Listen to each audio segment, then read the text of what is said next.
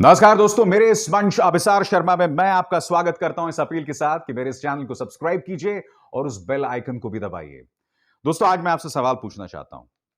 आज से कुछ महीनों पहले गुजरात के मुंद्रा पोर्ट, उस मुंद्रा पोर्ट जिसके मालिक गौतम अडानी थे, वहां 3,000 किलोग्राम ड्रग्स बरामद हुआ, जिसकी लाखों करोड़ में जो है उसकी कीमत थी।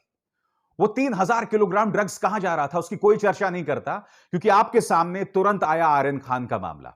और जैसे ही आर्यन खान का मामला आया, किसी ने भी उस पर सवाल नहीं किया। गुजरात में एक के बाद एक दोस्तों जो सामने स्थिति उभर कर आ रही है, उसके लिए गुजरात की जनता को अपनी सरकार से सवाल करना होगा। एक और आपके सामने देखिए, massive drug haul, 120 kilogram heroin worth 600 crores seized from Gujarat Morbi district. पहले गुजरात के मुंद्रा पोर्ट पर 3,000 किलोग्राम ड्रग्स पकड़े जाते हैं। अब आपके सामने देखिए दोस्तों, गुजरात के मोरबी जिले से, यह टाइम्स नाउ की खबर है, 600 करोड़ के लागत की 120 किलोग्राम जो है हेरोइन पकड़ी गई है। हम गुजरात में अपने बच्चों के भविष्य को किस ओर ढकेल रहे हैं? मैं समझना चाहता हूं कि जो नए मुख्यमंत्री हैं, माननीय भूपेंद्र पटेल, उनके नेतृत्व में आखिर गुजरात कहां जा रहा है? क्योंकि हम जानते हैं विजय रूपाणी जी के नेतृत्व में कोरोना का किस तरह से मुकाबला किया गया था। यही वजह है कि उन्हें पद से हटाया गया था। हाहाकार मच गया था दोस्तों उस वक्त गुजरात के तमाम शहरों में, और अब आपके सामने ड्रग्स को लेकर मैं आपसे समझना चाहता हूं दोस्तों कि गुजरात के अंदर तो शराबबंदी है।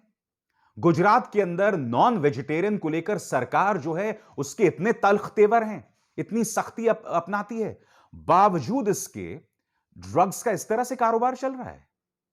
और बात यहां नहीं रुकती दोस्तों, दावे हैं और सिर्फ दावे हैं, क्योंकि इसी दावे के आधार पर प्रधानमंत्री नरेंद्र मोदी मुख्यमंत्री से प्रधानमंत्री बने थे, गुजरात मॉडल का हवाला दे दे के। मगर आप जानते हैं दोस्तों कि कुपोषण की जब बात आती है तो इस देश में गुजरात की स्थिति बहुत ही बदतर है। तीसरे नंबर पर है दोस्तों वो राज्य जिस मॉडल की दुहाई दी जाती है। और जब मुख्यमंत्री थे और उनसे सवाल पूछा गया था कि गुजरात में लड़कियों में इतना कुपोषण क्यों है, तो उन्होंने इस सवाल का जवाब इस तरह से दिया था कि लड़कियां जो हैं वो वेट लॉस कार्यक्रमों में लगी हुई हैं। कुपोषण का जवाब उस वक्त के मुख्यमंत्री नरेंद्र मोदी यह कहकर दे रहे थे कि लड़कियां वेट लॉस में लगी हुई हैं, और आज की तारीख में वो हमारे प्रधानमंत्री हैं।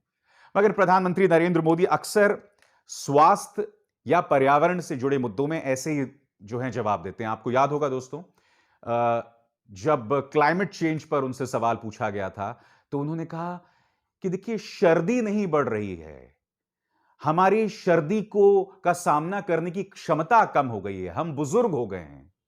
सर्दी उन्होंने कहा था, मैं सर्दी कहता हूं। तो एक तरफ गुजरात सरकार का पूरा ध्यान जो है कायदे से ड्रग्स कारोबार पर होना चाहिए था, और आप ये भी जानते हैं, आप में से जो लोग गुजरात में रहते हैं, कि शराबबंदी भी वहां कितनी बड़ी नाकामी है। आसानी से वहां शराब भी का भी इंतजाम किया जाता है, कथित तौर पर कई लोग कहते हैं यह बात। मगर अब क्या कहा जा रहा है और क्या किया जा रहा है, आपके सामने खबर दोस्तों।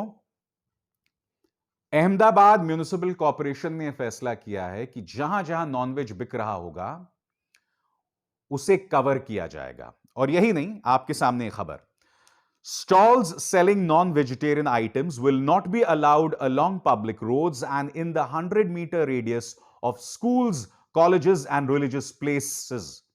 यह बात किसने कही है? यह बात कही है देवांग दानी ने, जो कि town planning committee of Ahmedabad municipal corporation से जुड़े हुए हैं। यानी कि स्कूलों के पास, धार्मिक जगहों के पास, कॉलेजों के पास 100 मीटर तक नॉनवेज नहीं बेचा जाएगा। मैं आपसे एक सवाल पूछना चाहता हूं। जब यही सवाल गुजरात के मुख्यमंत्री भूपेंद्र पटेल से पूछा गया तो उन्होंने कहा कि देखिए, शाकाहारी या मांसाहारी कोई कुछ भी खा सकता है, मगर साफ सफाई के साथ होना चाहिए और परिवहन में व्यवधान नहीं होना चाहिए, ट्रैफिक में दिक्कत पेश नहीं आनी चाहिए। मैं आपसे एक सवाल पूछना चाहता हूं मुख्यमंत्री भूपेंद्र पटेल, क्या आप यह दावे के साथ कह सकते हैं कि गंदगी सिर्फ नॉन वेजिटेरियन स्टॉल्स करते हैं? क्या आप ये दावे के साथ कह सकते हैं कि जो स्टॉल्स शाकाहारी खाना देते हैं उसके जरिए गंदगी नहीं होती? और जो स्कूल्स कॉलेजेस में, चलिए धार्मिक स्थलों से अगर आप 100 मीटर की दूरी पर नॉनवेज के स्टॉल्स को करें या नॉनवेज की दुकानों को करें तो मैं बात समझ सकता हूं। स्कूल्स और कॉलेजेस, क्या स्कूल्स और कॉलेजेस में बच्चे जो हैं नॉनवेज नहीं खाते हैं? और फिर मैं अपने कार्यक्रम की शुरुआत में जो मैं आपसे बात कह रहा हूं उसकी तरफ आना चाहूंगा। मेरा आपसे सीधा और सरल सवाल है, इस वक्त राज्य की क्या प्राथमिकता है? ड्रग्स से लड़ाई लड़े या जो लोग नॉनवेज बेच रहे हैं उनसे लड़ाई लड़े? खासकर वो राज्य जहां कुपोषण को लेकर इतनी बुरे हालात हैं। आपकी प्राथमिकता क्या होनी चाहिए गुजरात?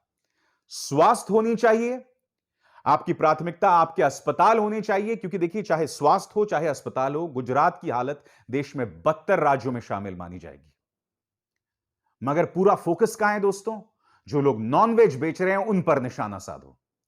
आपका फोकस होना चाहिए कि ड्रग्स का कारोबार जिस तरह से बढ़ रहा है, क्योंकि आखिर क्या होने वाला है दोस्तों, अगर गुजरात ड्रग्स का केंद्र बन गया तो इसका सीधा असर गुजरात में हमारे प्यारे प्यारे बच्चों पर पड़ने वाला है और हम खुद को कभी माफ नहीं कर पाएंगे। मैं दावे के साथ कह सकता हूं दोस्तों, क्योंकि मैं गुजरात का मुद्दा उठा रहा हूं, क्योंकि इसी गुजरात मॉडल पर सवार होकर प्रधानमंत्री मुख्यमंत्री से प्रधानमंत्री बनेंगे तो कई लोग कमेंट सेक्शन में आके अनाप शनाप बकेंगे, मगर मुझे उनकी बुद्धि पर तरस आता है। तुम्हें अपने बच्चों की परवाह नहीं है। तुम गुजरात में सरकार से सवाल पूछने को राजी नहीं हो कि आखिर ड्रग्स जो है वो अपने पांव क्यों पसार रहा है गुजरात के अंदर। क्या आपको यह सवाल पूछना चाहिए या नहीं पूछना चाहिए? या चलिए प्रधानमंत्री के अंदाज में पूछता हूं, बताइए मित्रों, क्या यह सवाल पूछना चाहिए या नहीं पूछना चाहिए? मजाक बहुत हुआ दोस्तों, मगर यह गंभीर मुद्दा है। गुजरात में ड्रग्स का कारोबार पांव पसार रहा है। आम नागरिक को जागरूक होना होगा, सरकार से सवाल करना होगा और इसके तार कहां से जुड़ रहे हैं इस पर भी सवाल करना होगा। और मैं ये मुद्दे लगातार आपके सामने लाता रहूंगा। नमस्कार।